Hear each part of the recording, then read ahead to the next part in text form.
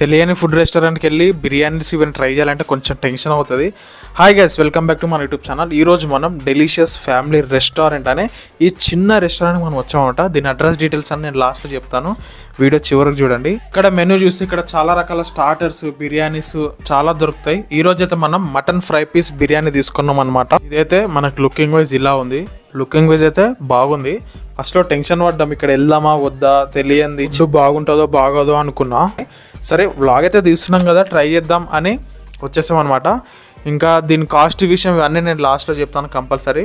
ఇంకా దీని టేస్ట్ విషయానికి వస్తే బిర్యానీ బాగుంది. ఓపెన్గా చెప్పాలంటే చాలా బాగుందని చెప్పలేం, అలా అంది బాగాలేదు అని కూడా చెప్పలేం అనమాట. టేస్ట్ బాగుంది. Mutton fry piece biryani.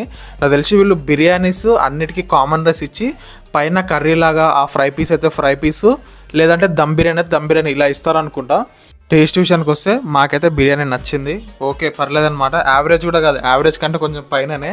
Next మనం గ్రేవీతో ట్రై చేస్తాం అనమాట. అంటే మామూలుగా బిర్యానీస్కి గ్రేవీస్ ఇస్తారు కదా, సో అలానే ట్రై చేస్తే దీంతో కూడా బాగుంది. సో మీరు కూడా కామెంట్ చేయండి, మీరు కూడా ఎలాంటి రెస్టారెంట్ ట్రై చేయాలి, ఎక్కడ ఫుడ్ బాగుంటుంది, ఎక్కడ ట్రై చేస్తే మీకు రివ్యూ కావాలో కంపల్సరీ కామెంట్ చేయండి. కంపల్సరీ మనం వెళ్ళి అక్కడ ఫుడ్ రివ్యూ కంపల్సరీ ఇస్తాం. మనం ఈ బిర్యానీకి ఇచ్చే రేటింగ్ 3.9 అవుట్ ఆఫ్ 5కి. లుకింగ్ వైజ్ కానీ టేస్ట్ వైజ్ కానీ ఎబో యావరేజ్ అనమాట. మనకు పడే కాస్ట్ ఇది 170 రూపీస్ పడ్డది. ఈ రెస్టారెంట్ అడ్రస్ ఎక్కడో కాదు, మనం ఐడిపిఎల్ దాటినాక చింతల్కి వెళ్తుంటే స్ట్రేట్కి వెళ్ళినప్పుడు కొంచెం లెఫ్ట్ సైడ్ తిరిగితే చాలు డెలిషియస్ బిర్యానీ ఫ్యామిలీ రెస్టారెంట్ అని కనిపిస్తుంది.